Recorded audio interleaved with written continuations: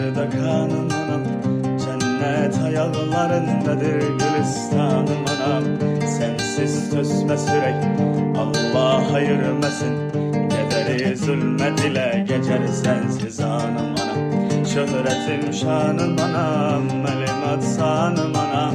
Ne kadar ifkanlar bitip bile gülşenlerinde, sen ki bir ömrü fida eylemiş evledina. Ne kadar azap gizlenip saçının denlerinde. Mama Music Mutlu Medya Portalı.